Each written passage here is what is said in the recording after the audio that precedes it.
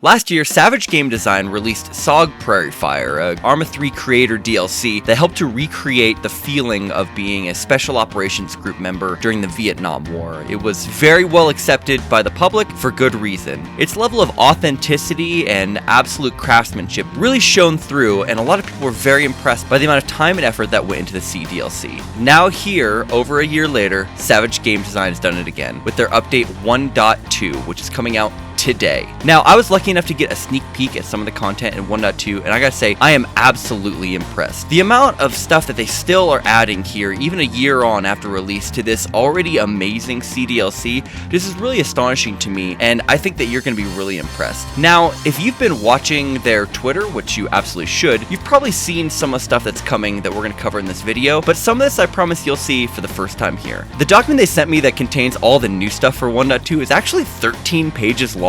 So there's a lot to cover. Now we're going to hit the highlights. Obviously, once you download this update, you'll be able to dig in and find all the little nitty-gritty details. And of course, you can look at the changelog that they posted over on the DLC page as well. We're going to go through all my favorite big ticket items that they released as part of 1.2. But just as a boilerplate, there's over 100 new assets, a new terrain, 5 new factions, 11 new weapons, several dozen new vehicles and variants of vehicles, 2 new missions, new soundtrack. I mean, there's so much put into this, and I am so excited for everyone to hop in and check it out. Without further ado, let's get in and talk about the actual details of this, starting with the new map. The new map is called The Bra. It's a 5x5 terrain that's supposed to be more infantry focused, and it recreates part of the Ho Chi Minh Trail as well as part of southern Laos, which will fit in well with some of the stuff that we talk about later that they've also added. The Bra looks fantastic. I really like how every time they release a new terrain, they take all these disparate elements from these real world locations that you know, and they manage to combine them to create a believable world that you can play and fight in while still being true to the source material and the actual places that they used. I just love that. I think that Savage is a master at this in a way that nobody else has done. Also coming though is not just a new terrain. They're also going back and they're changing Cam Lo Nam and Khe Sanh to add some upgraded buildings, including Hanoi train station and the obviously iconic Saigon embassy, as well as tons of new buildings that are enterable as far as Vietnam houses and everything like that. It's going to make both the cities and the villages feel even more authentic than they already did. Now, the next thing we're going to talk about, I am just as excited about, which is the 5 new factions that they added. Really, it's more than 5 new factions. It's a lot of sub-factions for more groups. The first thing we're going to talk about is they added the Australian and New Zealander armies in both the conventional forces as well as their SAS forces from several different time zones. There's 3 new time settings, 1966, 68, and 70 for the conventional army, and then 1966 and 1970 for the SAS. I love how they do that. They make it to where you can be, if you want to create your own mission, you can be accurate to the time era that you want to create in, because obviously they changed and adapted over the course of the war. That's so cool to me that they release those different years that you as a creator can then utilize in your own maps. Also equally huge, they added the Republic of Korea, or ROC, Army and Marines, also in 2 different time settings, this time 1965 and 1968. These guys look great, and I love that we're starting to see, with this and the next force I'm going to talk about, really bringing in some of the other East Asian and Southeast Asian countries that were just as important in this war as the United States, but don't, I think, get nearly as much love in games and coverage in media for how absolutely vital they were. I mean, it was an absolute international coalition that came together for this war, and now we're starting to see Savage really give lots of love to those guys who were there right alongside our boys.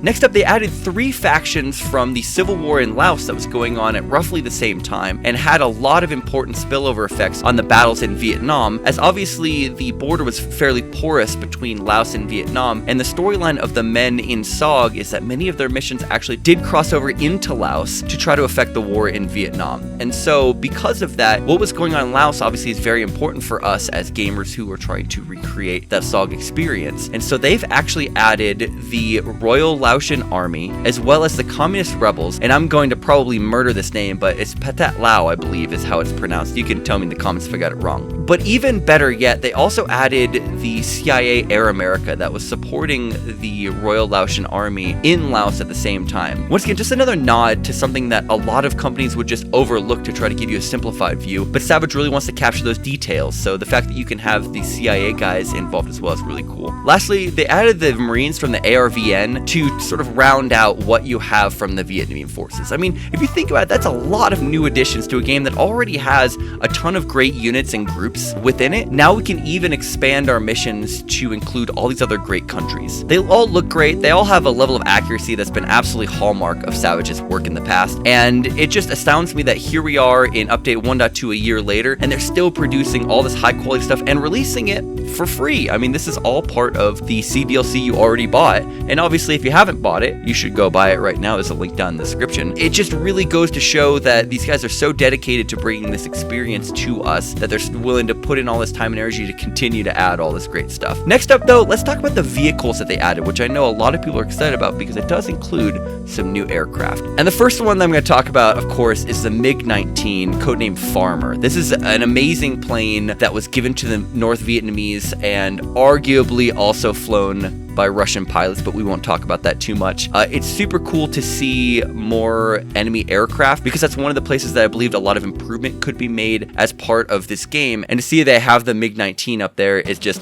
really, really nice for especially people who are aircraft buff from the era. But on the ground, they also added the Soviet PT-76 in both A and B models. This is a Soviet amphibious light tank that had been introduced since the early 1950s and had been exported to a lot of Soviet bloc countries, but also to a lot of other friendly states, including India, Iraq, Syria, and of course North Vietnam. So it's really cool to see that make its way into the game as well. Now, to counter some of these new things, of course, the US and their allies also have some new vehicles. Definitely not the least of is the F100 Super Sabre, which is an amazing fighter bomber that saw a ton of combat, especially in the early days of Vietnam. Once again, you aircraft buffs are really going to love all the detail that they put in this and the ability to now have even more options when you're flying around, especially more maybe located in a specific time frame that you're looking for. They've also added 10 new Huey variants, including ones that have additional machine guns, additional weapons mounted on them. Like, these are substantial changes to these Huey variants. These aren't just paint jobs, and so you're going to be able to craft a loadout that's far more specific for the mission, which of course is what the SOG was all about. They were about creating the most effective strategies and the most effective loadouts for each of their missions. They weren't just there to take whatever they had on hand. They were all about jury-rigging, trying to create new things. So you can really see that in these new Huey variants. Now, for our boys on the water, there's some new things as well. There is the SEAL Team Assault Boat, or the STAB, which a lot of people have been wanting, and it's pretty awesome to see in there, as well as the Mark II PBR. So we've got some upgraded weapons that are going to be on the rivers, and if you haven't done a mission that utilizes these boats in SOG Prairie Fire, you're really missing something special as far as the Arma universe is concerned. There just isn't that much in Arma, past or present, that's been done on the water, and so the expansion, what they've done, especially along these rivers, the ability to do a mission along a river with these boats, I don't know, it just touches something very different than the infantry or the airborne gameplay that you might be used to. So just another reason to check out SOG if you haven't already. And then lastly, something that's been asked for by a lot of people, the M113 with 7 variants. Pretty excited to rock around in this. It's such an iconic vehicle for the Vietnam era, and so it's really cool to see it out there on the ground. It was one of the things I think was kind of missing from the initial release, and if you went on Reddit, you saw a lot of people talking about it, so it's really cool to see it in there. Once again, with a lot of really neat variants that have a lot of ambiance, as well as really draw you into the world.